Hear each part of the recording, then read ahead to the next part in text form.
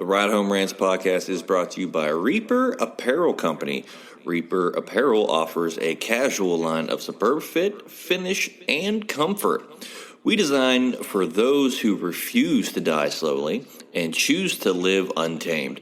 For those who aren't afraid to face the dark, for the ones that thrive in it, and for those who can appreciate life through a grim lens. That's Reaper Apparel Company.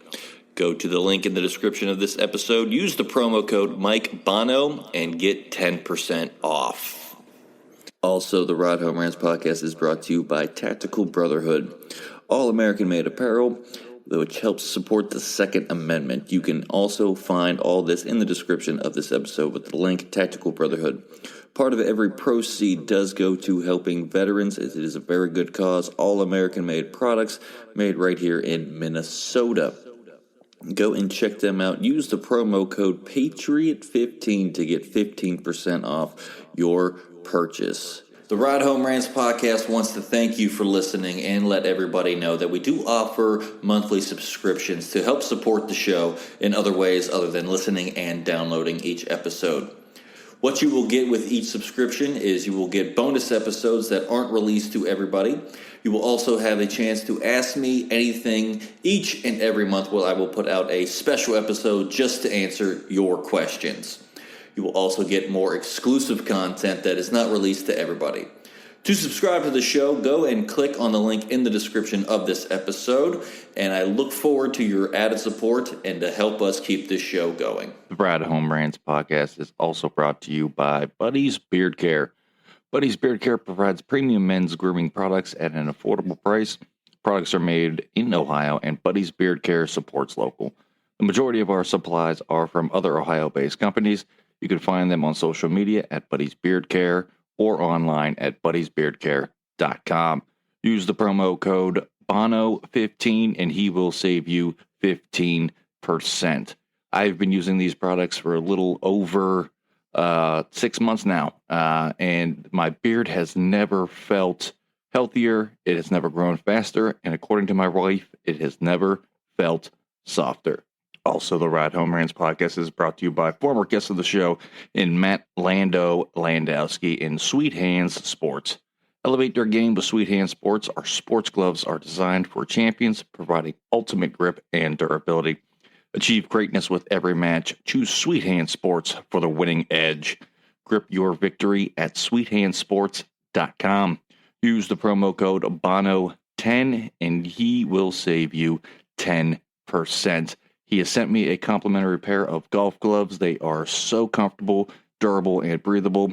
You won't find a better pair of gloves out there. Again, sweethandsports.com, promo code BONO10.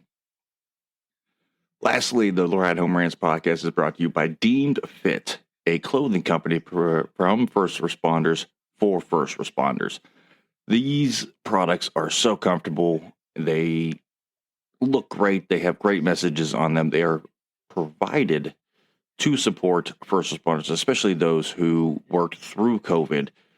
All of the proceeds are going to helping veterans and first responders with their mental and physical health. This is a great cause. I support anything that has to do with our first responders and our veterans. Again, deemedfit.co, promo code Mike Bono will save you 20%. Now, let's start the show. Welcome, everybody, to another episode of the Ride Home Rants podcast. This is, as always, your host, Mike Bono. I got a great annual episode for us today. I have our NBA preview show for the up-and-coming 2025-2026 season. I have a panel of guests here that we're going to be talking ball all night long here. So, guys, I'm going to let them introduce themselves. I need the answers to these two questions. First and foremost, obviously, I need your name, but I also need to know, are pogo sticks overrated or underrated? And is eating a bag full of plain marshmallows something to be proud of? And TJ, we're going to start with you. Yeah, TJ Lett, you've been on the show multiple times. It's always a great time. Pogo sticks are, I think they're underrated because they're not talked about as much anymore. I haven't seen a pogo stick in probably 10 years. So I think they're underrated. I think they need to make a comeback. Um, eating a whole bag of marshmallows, I think it's something to be proud of because after two or three, and if you're not feeling it at that point, then there's something you're built different. Built different for sure. Cole, what about you? Hey, Cole Schneider. Been on a few times. Really appreciate you guys having me as usual. Pogo sticks. I've actually never used one, so I can't really say if they're over or underrated. I know that they're funny whenever somebody falls on one. And then marshmallows. If I've ever finished a bag of marshmallows, should really be the question. I have. I used to be a really fat kid when I was little, so I think I'm pretty proud of that. That's pretty cool.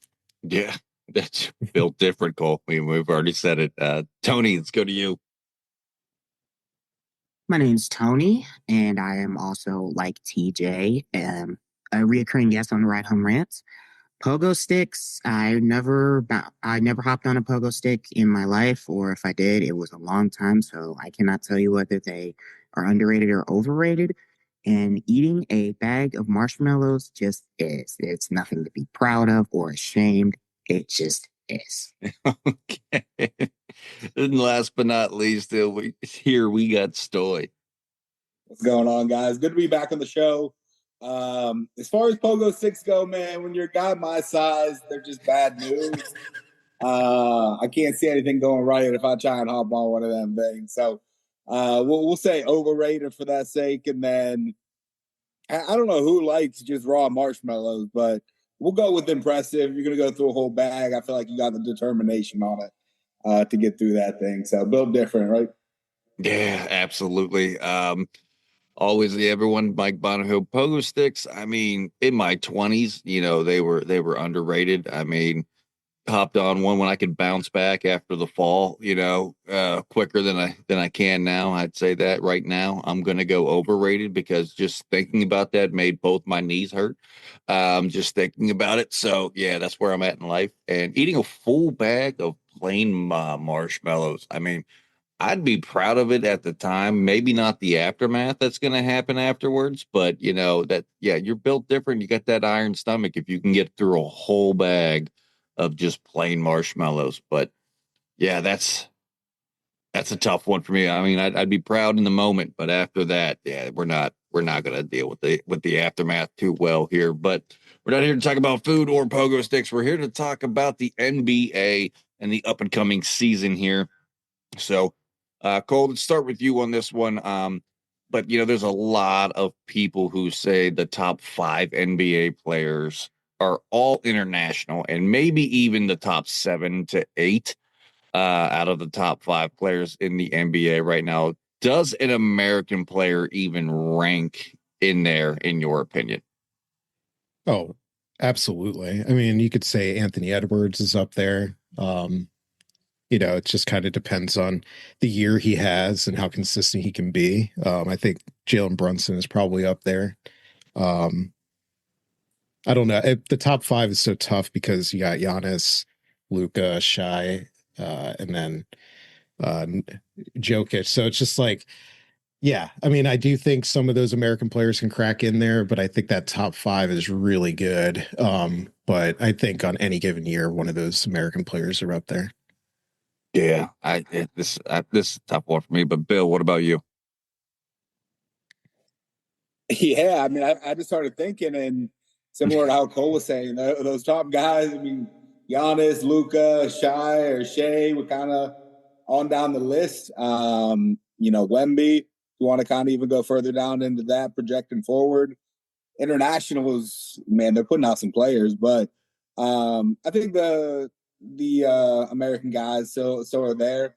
I think if you put together, the combination NBA, or if you're looking at kind of worldwide, the U.S. is still at the top. Tatum, you got Edwards, like we were saying, best collection of talent, but the international guys are really showing up, and definitely some of the top guys. Yeah, for sure. TJ, what about you? I think that this is one of the most talented just pools of players all through the entire league. But I would say that, a top 5, there's always going to be an argument. You have your three, maybe give or take, but everybody's a little bit interchangeable. I'm looking at somebody like maybe like Apollo Banchero, like somebody like that where we kind of forget about him until you're facing him. You're like, this guy's an anomaly. You have those matchup nightmares. And then you get your underrated guys, in my opinion, like a Donovan Mitchell, like some of those other players that maybe don't, you know, come out and make the crazy, crazy plays and the big dunks or anything like that, but they're doing it night in and night out. So no, there's definitely a little bit of an argument that there's there's an American born player within that top 5, top 7 for sure. Okay, Tony, run us out here. I'd have to say, if there was prior to his injury, I probably would have had to say Jason Tatum prior to his injury, because Tatum was putting up points in bunches, and he was also, I believe, I don't know whether he even played on the USA's gold medal team.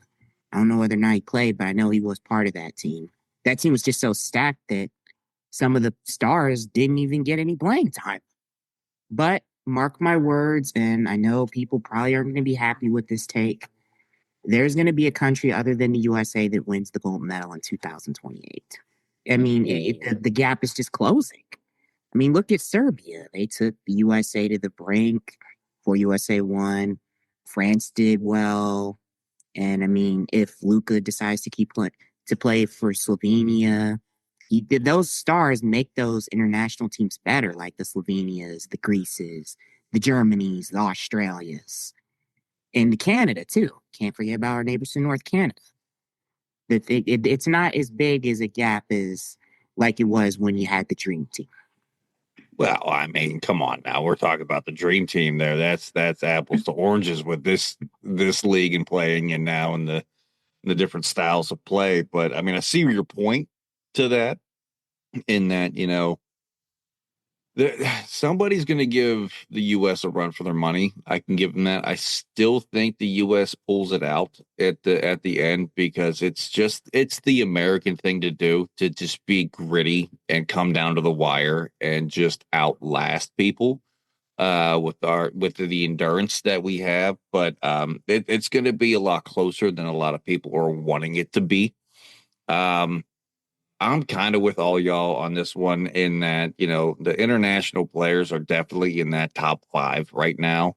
Going to 7 or 8, 7 to 8. I mean, you can make the argument for the American born players in Tatum and all them, and Cooper, just Cooper Flag coming in, don't know what he's going to really do, being a top pick.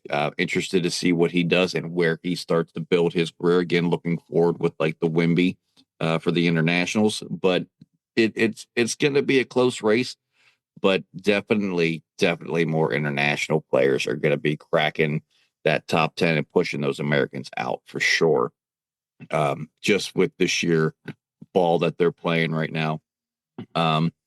But you know what? I was going to go back around the horn, but Cole, with the Knicks hat, I got to go to you first on this one here. What are your thoughts on the Knicks coach Tom Thibodeau being fired and being replaced with Mike Brown? Do you think it makes the Knicks better with this move? Yeah, I'm one of the Knicks fans that really loved Tibbs, so I was really sad to see him go. Uh, do I think they're better offensively? Yes. Defensively, I'm not sure yet.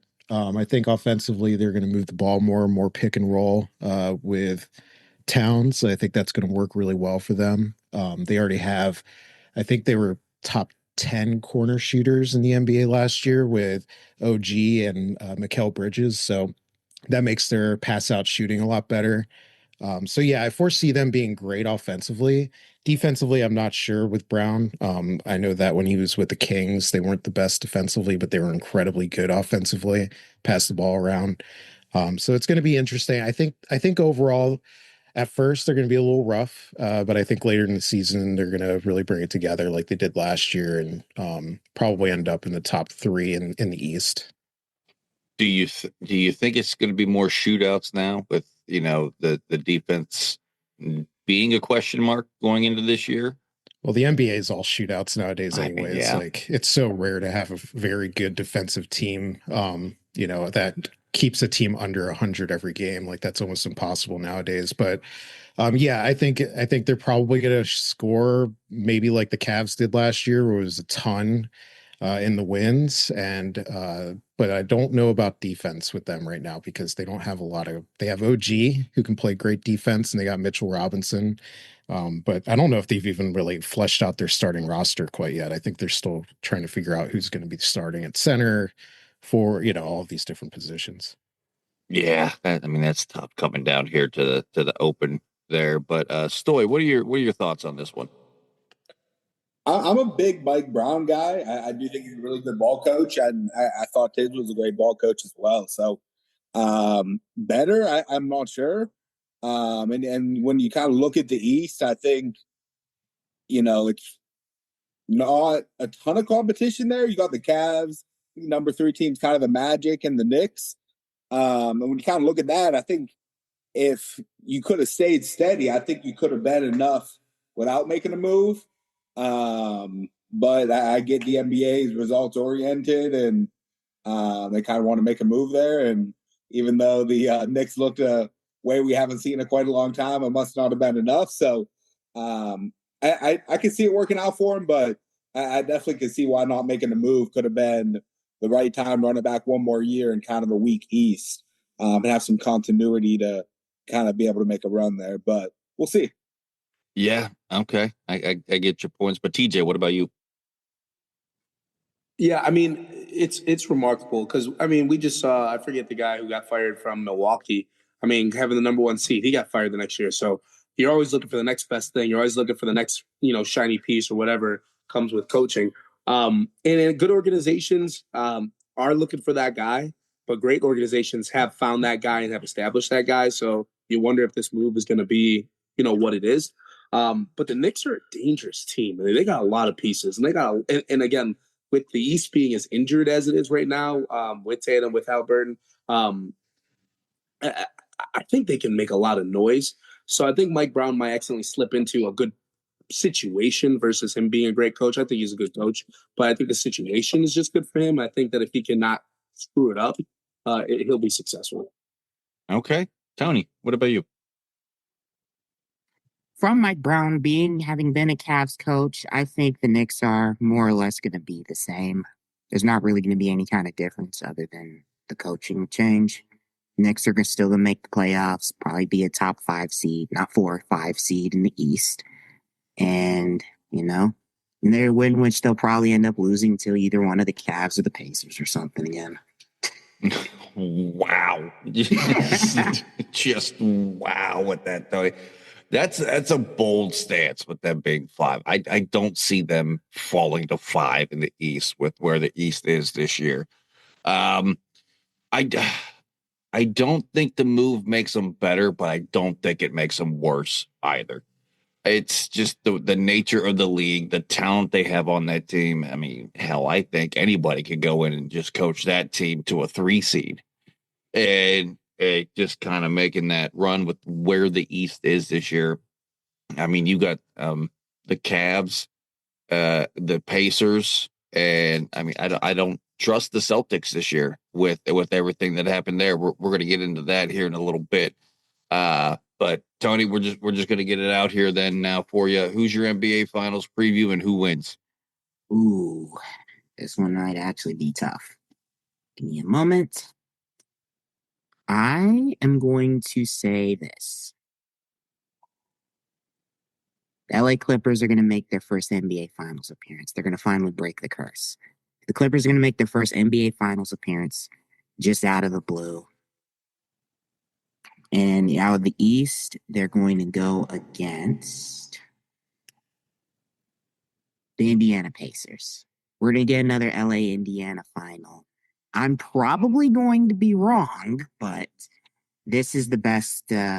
It's probably the best that I can come up with now because I haven't seen any preseason ball at all.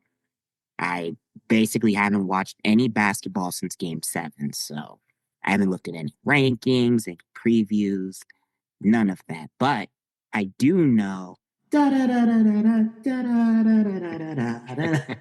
And I do know. I got you with that one. I know it's tough. I know when we're recording this, there's still a couple preseason games left here to get through to the start of the season. By the time this airs, it's going to be tip off of the regular season. But we asked some tough questions here on the show here. But TJ, what about you? All right. A lot like Tony. There's still I've caught a couple of games, but not followed a lot of stories yet. Not a lot of stories yet. Give me Houston in the West. Give me a team that's going to kind of come around, get hot. It's a weird organization that just finds a way to stay relevant, and then you get the playoffs. You're like, why do we not want to face that team? Or I just think they're one of those guys. So give me Houston in the West, and then and they got to stay healthy, obviously. And give me Miami. I just they're a goofy team. They're a team that is slowly every year they get a little better and a little better and a little better. And again, this is this year with the injuries, with everything. This is the time that they can take advantage. Between them, the Knicks, really the Cavs. But I think I'm not sold on the Cavs right now. But I think Miami just beats down other teams and they're physical. So give me Miami versus Houston. Okay, Stoy, I see that little grin on your face there when you talk about your Cavs. What do we got here?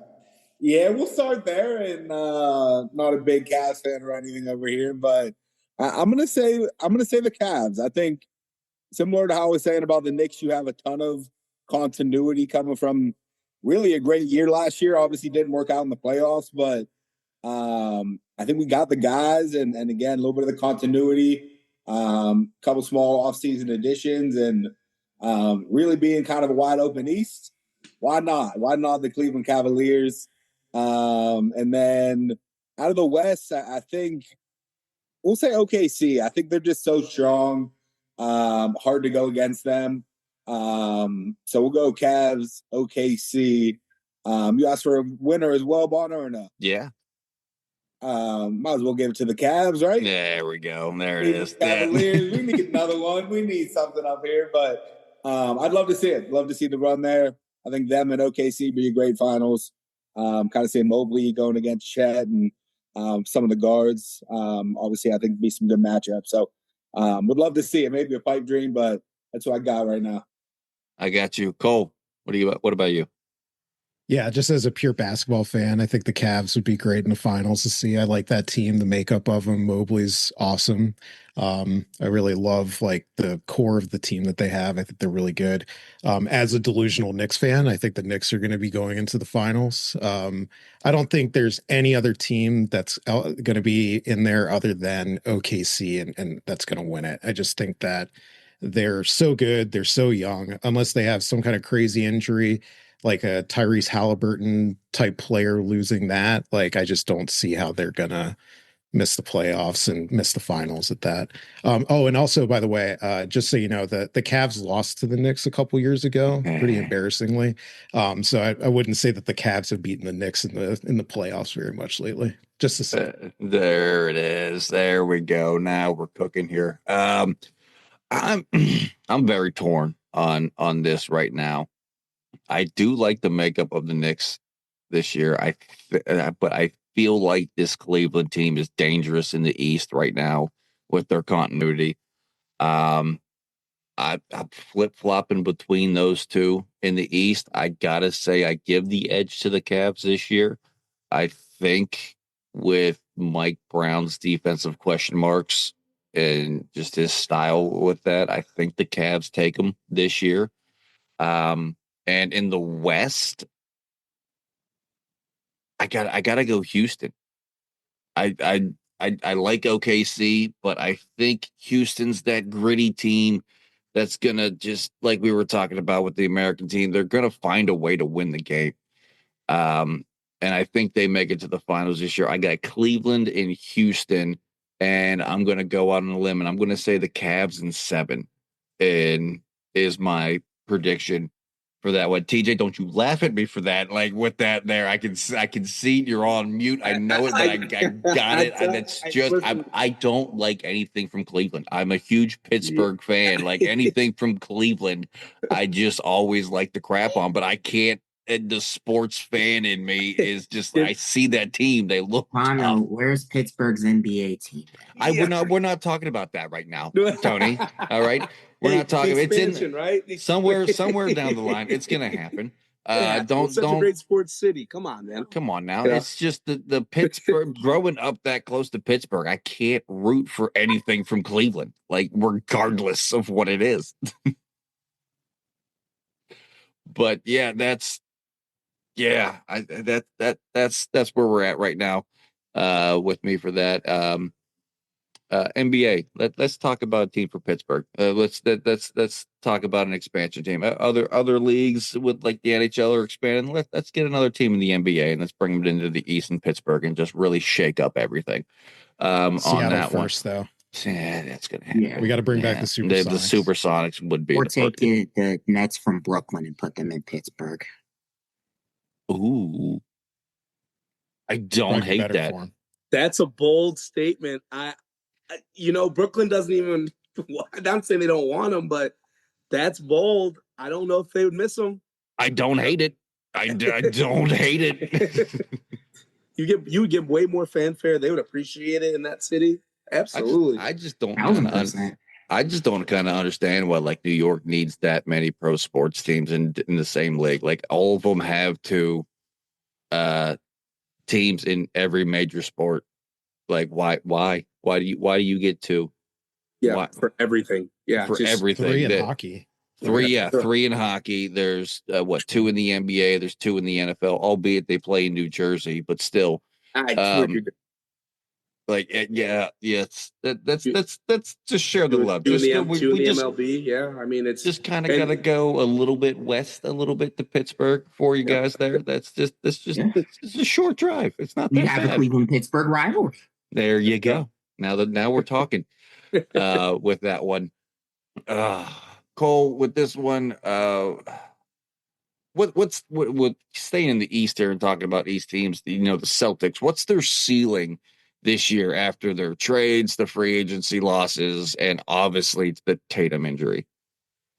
Well, from what I understand, Tatum may actually come back this year towards the end of the year. So if they make the playoffs and then he's playing, I mean, they're going to be tough. They were tough last year. They beat the Cavs, who were heavily favored. Well, they weren't really heavily favored, but it was a good matchup. Right. And really, it should have been a little close. It was a good series. But anyways, I think if Tatum's back for the playoffs, even with the trades and some of the losses they've had, I just they're going to be scary. Whoever has to play them, I wouldn't want to play them because even if Tatum's at 80%, I mean, it's just like they're going to be good no matter what. So. And 80% Tatum is still dangerous in the East there. Stoy, what about you? I need to mull this one over a little bit. Yeah, the Cleveland fan to me, this is like the nightmare scenario. We like get the 1 seed and the Celtics are sitting there in the 8 and they just got Tatum back and you run through a hell of a series there. So I think I think they should be a playoff play-in team. Get Tatum back, and there's a lot of noise there to be made when you got Derek White, Jaylen Brown, Tatum. One of the better trios I think you can put out there. So, would definitely say they can kind of make a run if they get back and get healthy, but it definitely depends a lot on that injury for Tatum. Absolutely. TJ, what about you? I'm going the other way. I think they're eliminated in March, and Tatum doesn't come Tatum doesn't come back. They traded too many. They got rid of too many pieces. So I mean, you look at a guy like Drew Holiday. You don't realize how talented he was until he's gone. Then you're going to ask Jaylen Brown, who's very good, to be the number one guy for the entire year, and not saying he can't do that, but you're playing at an MVP level for the entire year without a guy that you have just gelled with throughout, the first couple of years while he was there. I just don't see them being as big of a threat in the East as they have in the past couple of years. Just they're going to have a lot of young guys. They're going to have to get those guys acclimated. I think they're eliminated in March. What do you do without Luke Cornett, right? I mean, yeah, come on. I'm telling you, I don't see it. I don't see it. March though is a bold stance. I just Tony, what about you on this? I got that. I need to chew on that one too for a second. With the Celtics, they're not going to win the finals. I think they summon.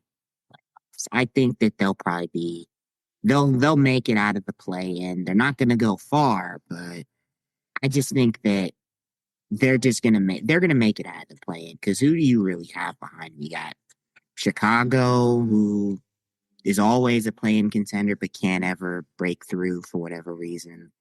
Atlanta, I don't know how the hell they lost to Miami. They were the 8. How? And then you've got Charlotte, Washington, Brooklyn, all Philly, all teams that are rebuilding.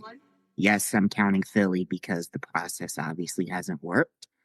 So there's a really, really huge drop-off. So they're going to make it by proxy. So you're saying they're going to make it by proxy. They're going to make it because there's other East teams that just won't make it. You're saying just because of how weak the East is that the Celtics make it in. I don't discredit that much. I think they squeak it into the play-in. I think they make the play-in and that's it. I think that is their ceiling this year, is the play-in tournament, and it's just not going to go over well with them. Tatum's not. I mean, the thought of him coming back, I think they rest on that too long, but they have to make the playoffs with this injury for him to even sniff being 80% to make a difference in playing this year.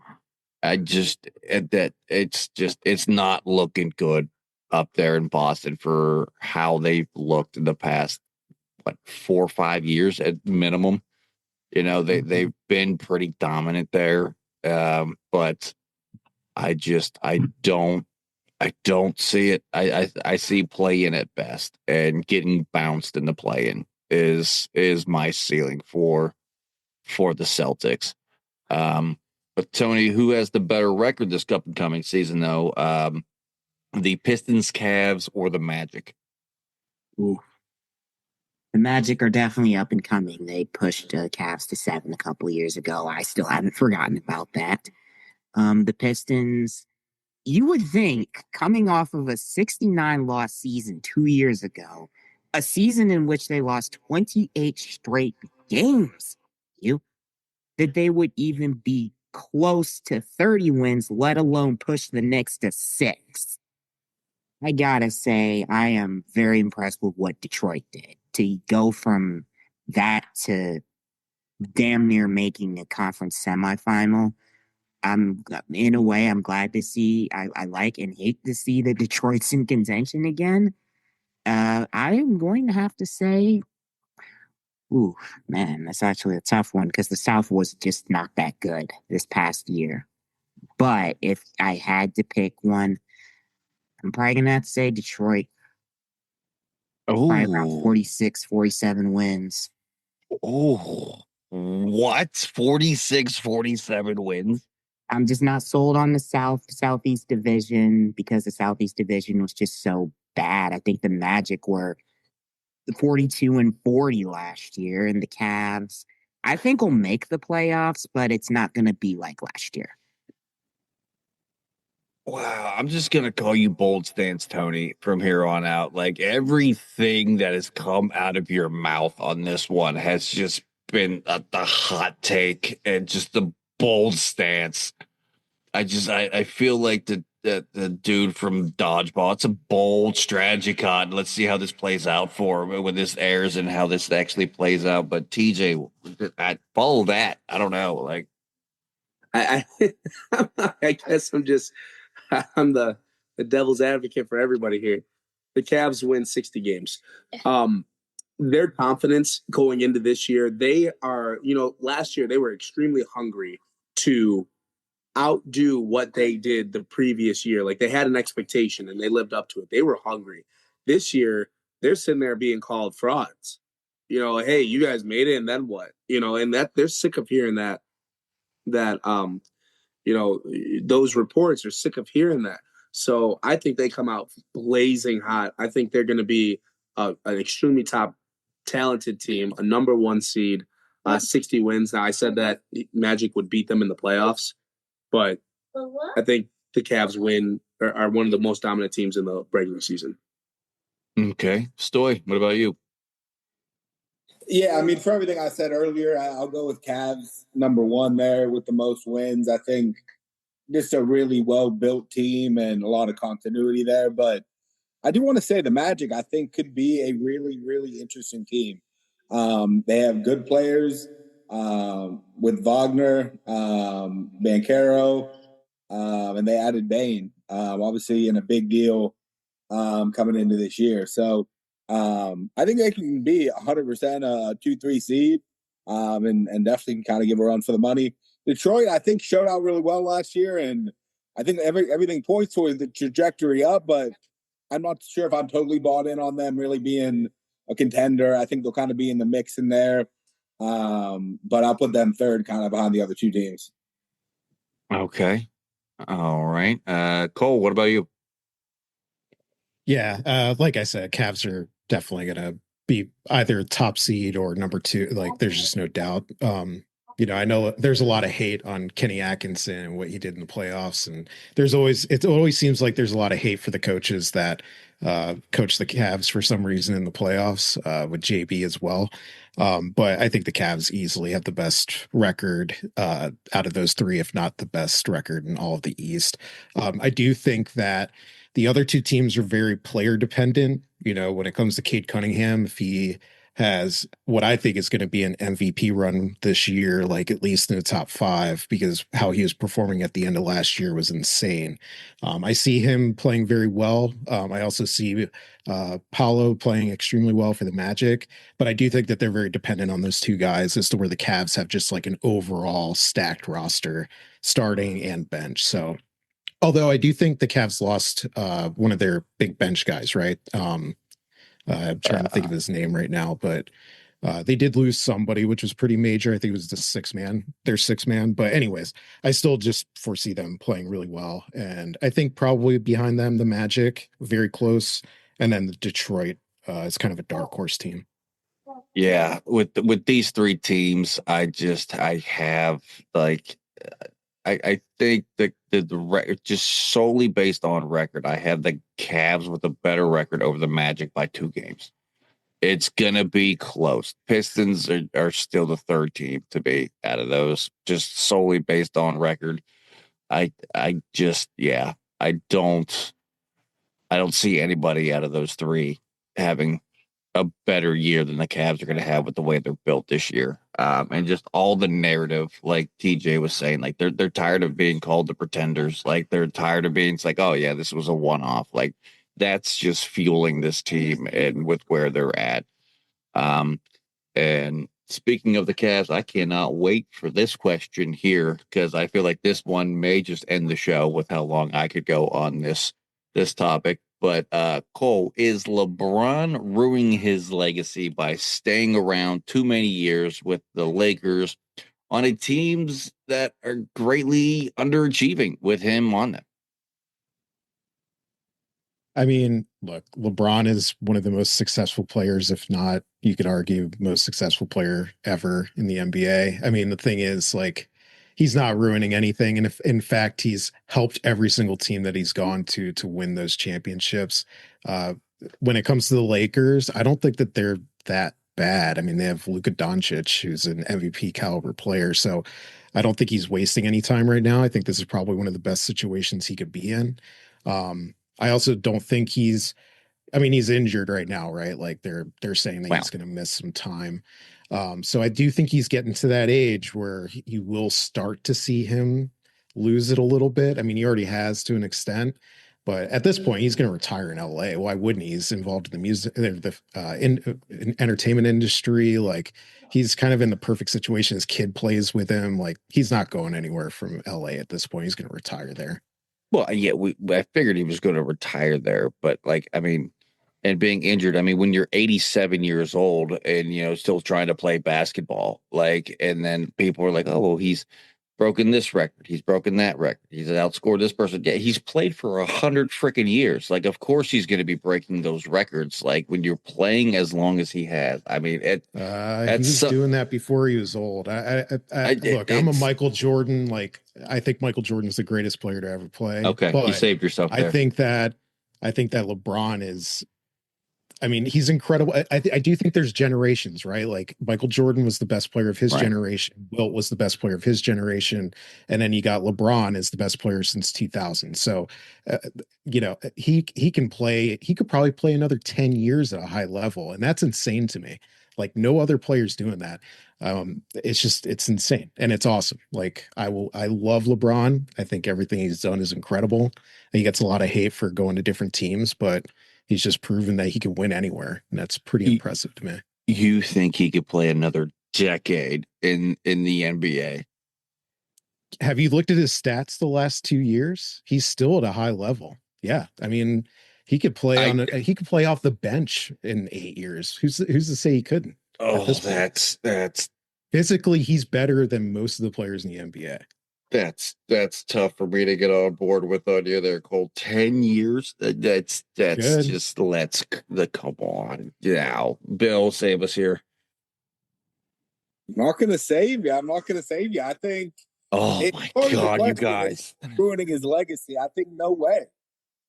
He's still playing at the top 15, top 20 player right now, I think. I think you'd be hard pressed to argue against that. Playing super well. I don't know how you can kind of tarnish your legacy when you're still a top 20 basketball player at that age. I think it's impressive what he's doing. I do think we're coming to the end here soon. I think I don't know if he has the fire and everything to continue to do that. I think it just kind of happens when you have accomplished so much, played so much.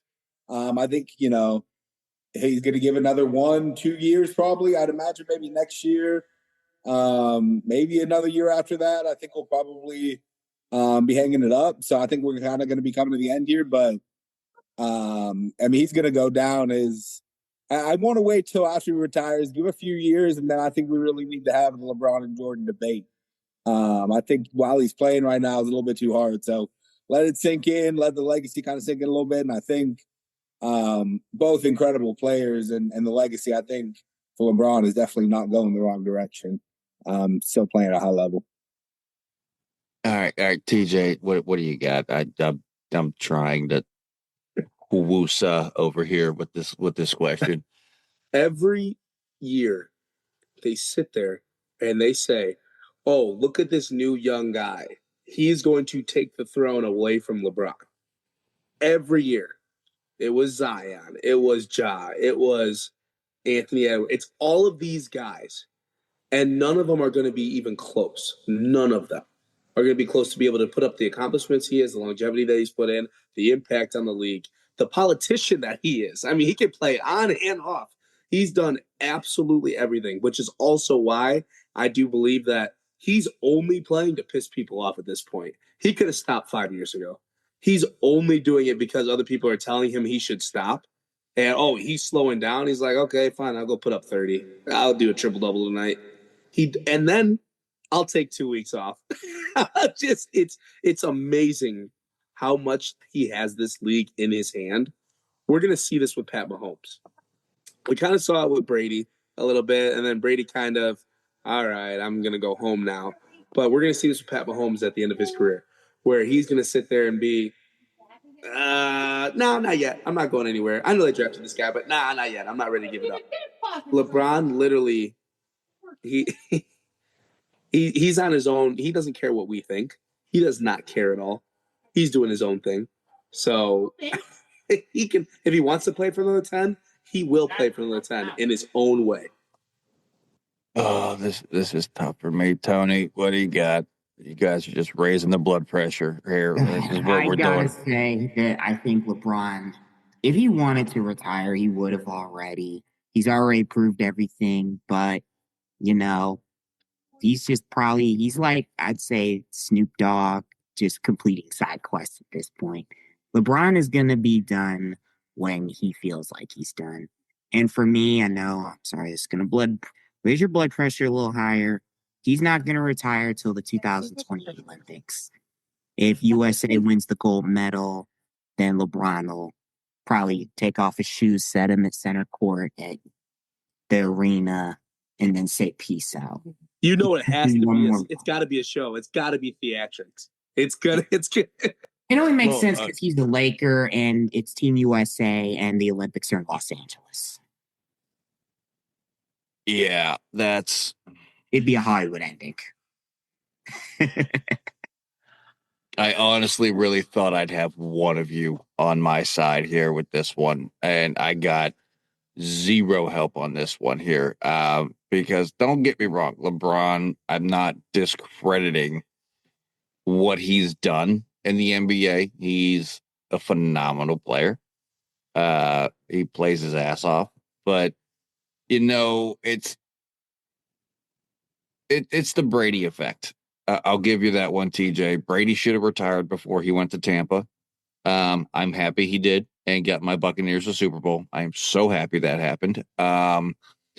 But you got to know when it's time to hang the cleats and the shoes up. And for me, that was 3 years ago with LeBron.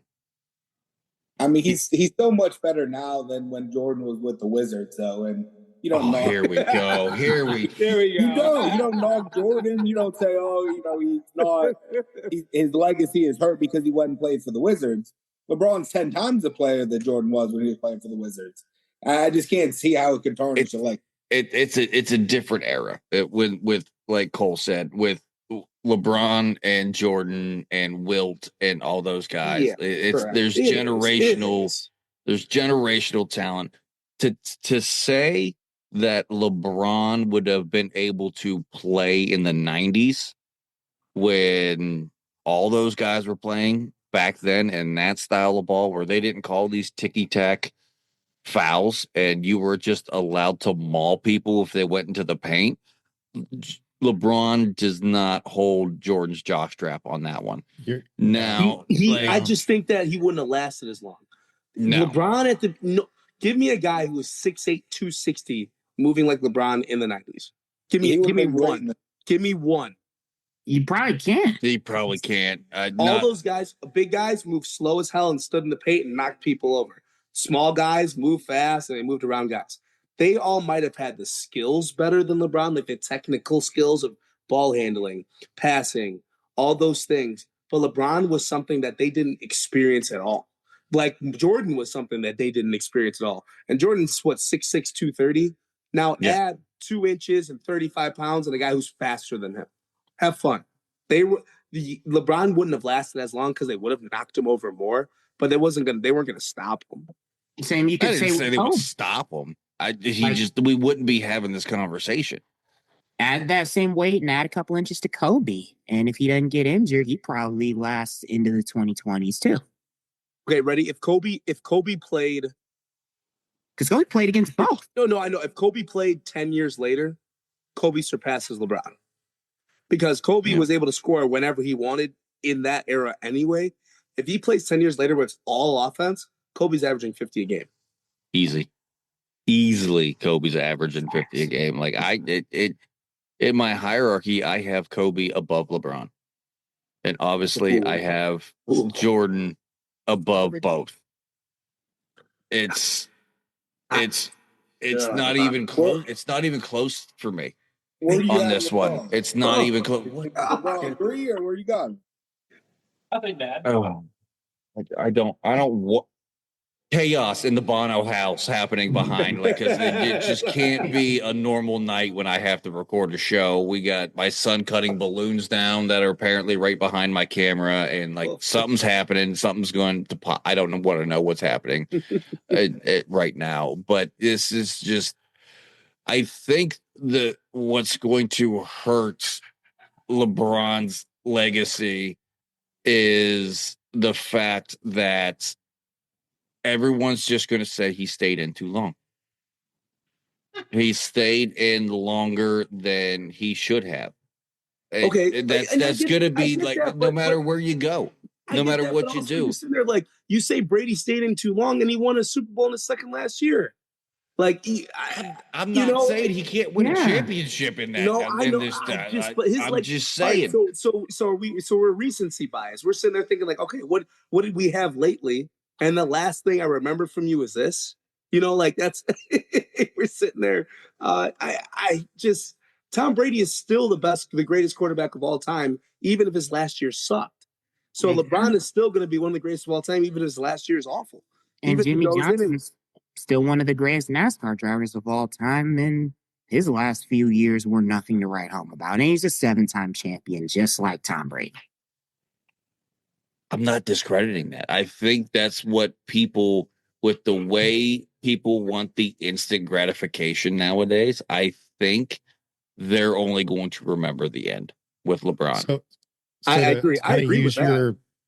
So to kind of use your own argument against you, does anybody remember Michael Jordan's last couple of years with the Wizards? Yes. Does that tarnish it? He's limping. He's limping on the around.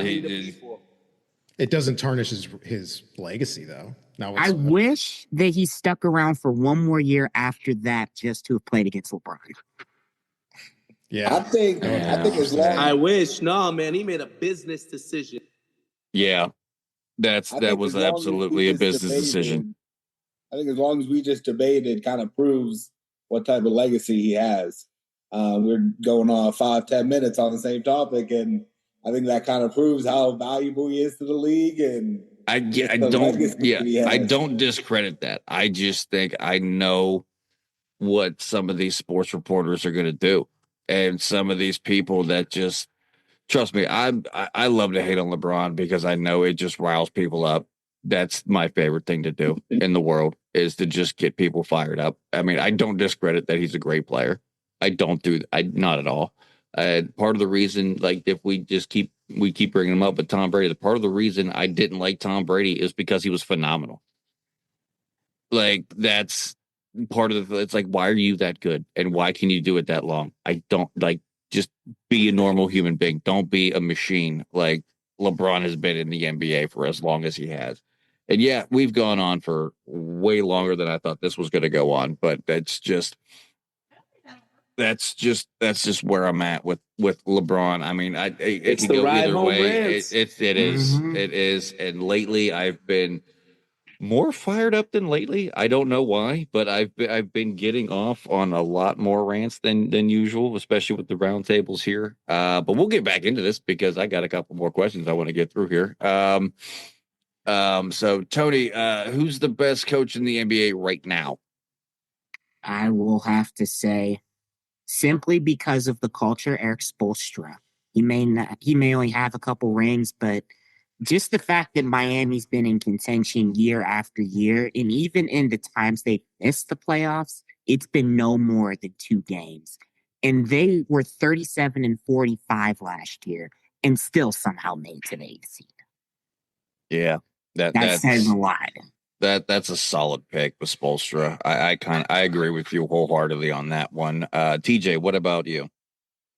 That was the first one that came into my head because you listen to all the other players and other coaches on other teams talk about him. And he's one of the coaches that consistently comes up. So, he turns players. He has the biggest egos on those teams, and somehow he makes it all work. It's a Tomlin. He's a Tomlin of the NBA. He just takes what he has and makes it work. Okay. Bill, what about you? Might be an unpopular one, but I think there's a lot of names can go around. But I'm going to throw Steve Kerr's name out there. I think the resume he has is probably the best still. Could put him right up there with a lot of the greats as far as championships and runs and stuff. And I think that, once they kind of get a nucleus rebuilt over there, that they can make some damage. So I'll throw his name in there. I think he's a hell of a ball coach and definitely has the resume to kind of back it up. Okay, cool. Round us out. Yeah, I'm on the Spoelstra train. I also Yeah. think Steve Kerr's an incredible coach. And now that Popovich is retired, for me, it was Popovich before that. But yeah, at this point, I think you're probably sitting at Spoelstra and Kerr really close together. Both are great culture guys. Both are great player coaches. They work. Also, just as kind of like other coaches that are really great. I love Ime Udoka down in Houston. I think he's a really great coach. Maybe not the best guy in the world, but he's a really good coach. And then what's his name in Boston? I can't think of his name off the top of my head right now, but the coaching staff in Boston is also really solid.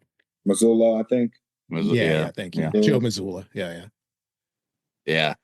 I think that Spoelstra and Kerr are like 1A. Just with the cultures that I like those picks for sure. That's kind of where I would be at with that. But Cole, which team will be the biggest disappointment this year? That's a really hard question, actually.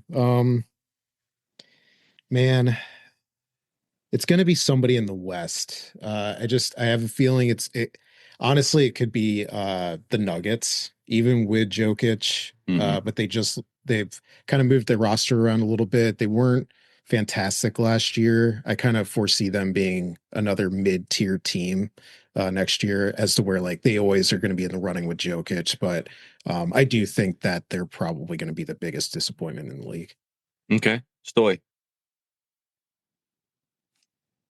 Yeah, I think tough one as well. Expectations seem to be kind of low all around, a little tempered. And I think outside of maybe OKC, and I think they're going to live up to the hype over there. I think I like the Nuggets pick, honestly. You lose Michael Porter Jr. I think they could be there again, but I think you can kind of see a little bit of regression if you have an injury to Murray or something going on with Jokic. So we'll go with Nuggets, but I think it's really wide open this year. I think there's a lot of kind of down expectations and wide openness, especially in the East. So I don't know if there's anyone really set up for a big disappointment. Okay, TJ, what about you? I'm gonna go with the Celtics again. Yeah. I think that they have a culture and an expectation of winning, and it's gonna smack them in the mouth when they're not living up to that. And I don't know if that's gonna be they're gonna have the most losses or anything like that, but I just think that it's gonna be shocking for that fan base. On top of it just being, wow, the Celtics were on their way. They just won the championship. They were building that dynasty, and now it's like, wow, roadblock right here. So I'll say Celtics. Okay, and Tony, what about you? I'm going to have to say the defending Eastern Conference champion Indiana Pacers. Not that they won't make the playoffs. It'll just be a bit of a drop-off from last year. Because the Central's tough. They'll still qualify for the postseason, I feel. But not having Tyrese Halliburton or Miles Turner is huge. The road's going to be a lot more difficult for them than it was last year. And Halliburton was a huge, and this is another statement, huge factor for them throughout their run through the postseason. I got you with that one. I don't hate any of those picks for sure. I'm kind of on the Denver Nuggets train there. I think they're going to be the team everyone's thinking is going to be better than what they're going to be this year. I think they're going to be the disappointment this year, just with everything that's happened there. The Celtics, obviously, I mean, it's hard not to say that with what they lost in the trades and obviously free agencies and the Tatum injury. I mean, I don't think it's going to be as big of a disappointment because people have been aware of the Tatum injury. It's not like this just happened and they're losing him for that. Like this was okay. Yeah, he's going to be done for until the postseason next year. So like they're already expecting not to have him, and I think that helps with them and why I'm going with the Nuggets over the Celtics. But Tony, we're going to round it out with this. And who's your regular season MVP? That's going to be a tough one. I am going to go with, I'm just going to throw this out there. I'm going to go Donovan Mitchell, actually. I'm going to stick with the hometown team. I'm going to go with Donovan Mitchell.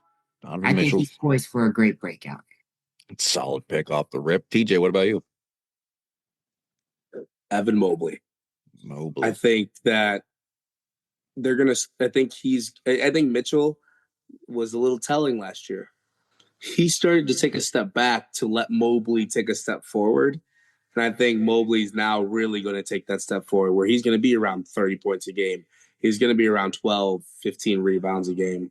I really think, and I believe the Cavs will have the best record in the East. I believe they'll be a number one seed. I think Mobley they'll look at him defensive player, top 3 defensive player in the league with the offense that he's going to add in.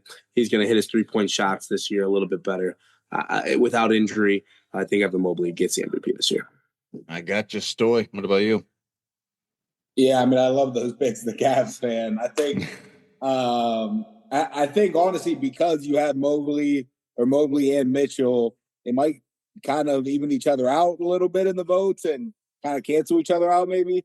I'm going to throw a long shot out there, and I'm going to say Wemby. I think if you can, they got the guards now, and I think if he can, I mean, him in the pick and roll with all the guards that they've accumulated, if they can be a good team, which you need to be in the MVP running, I think it might be time for him to kind of take that step forward. So although, I know it's a little bit of a wild card, but I think he can definitely take that step if he's healthy and see him kind of in that running. Okay, Cole, what about you? I love the Wemby pick. I think that he could absolutely go off this year. He's been working out. He's done a lot of stuff to kind of make himself stronger. I love that pick. I can't go against Jokic. I just think that even if their team is underwhelming, he's still insane. Like, he's just so much better than everybody else. I think, and I know I'm not answering this really, but SGA is also an incredible pick. Like, I just think there's like 3 guys with Wemby, if he plays to expectation, that could absolutely do it. But I do think Jokic probably ends up taking it home this year. I don't hate any of those. I'm going to throw another name into the ring that I think people are going to sleep on, but I got Luka. And Luka in LA, I think he takes that step forward with them there and playing with LeBron. I didn't even want to mention his name because we don't have another 10 minutes here to go off on that. But I think Luka takes that step that he needs to get into that MVP conversation. And I think he takes it this year. I think he helps them be relevant in the West. And yeah, I think I got Luka on this one, but that is actually going to do it for this week's episode of the Ride Home Rants podcast. I want to thank all of my guests, Cole, Tony, Bill, and TJ, for being on and getting to talk everything with the NBA here with the start of the season right around the corner here. And as always, if you enjoyed the show, be a friend, tell a friend. And if you didn't, tell them anyways. They might like it just because you didn't. That's going to do it for me, and I will see y'all next week. The Ride Home Rants podcast is brought to you by W Energy. Energy drinks made for gamers, streamers, and podcasters alike. For gamers, streamers, and podcasters alike. Go to the link in the description where you can find the best energy drinks out there. Less caffeine than a cup of coffee. Also, no jitters and no crash afterwards. Use the promo code Mike Bono and get yourself 10% off. Also, the Ride Home Rants podcast is brought to you by my favorite sponsor of the show, and that is Shankit Golf. Golf apparel made for the everyday golfer. We might not go out and shoot a 6 under par. We're probably going to shoot a 6 over par, but this is going to give us the gear that's going to help us rock it on and off of the course. Go to the link in the bio, use the promo code Mike Bono, and get yourself 10% off there as well.